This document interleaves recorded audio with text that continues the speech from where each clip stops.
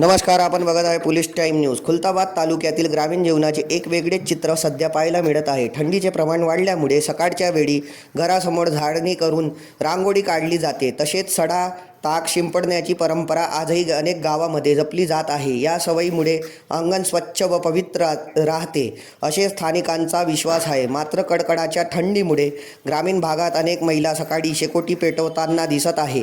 थंडीपासून बचाव करण्यासाठी शेकोटीचा आधार घेतला जात असून घरातील कामे करतानाही शेकोटीजवळ ऊब घेतली जाते। थंडीचा परिणाम दैनंदिन जीवनावर स्पष्टपणे जाणवत असून ग्रामीण भागातील पारंपरिक जीवनशैलीचे हे दृश्य सध्या सर्वत्र दिसून येत आहे।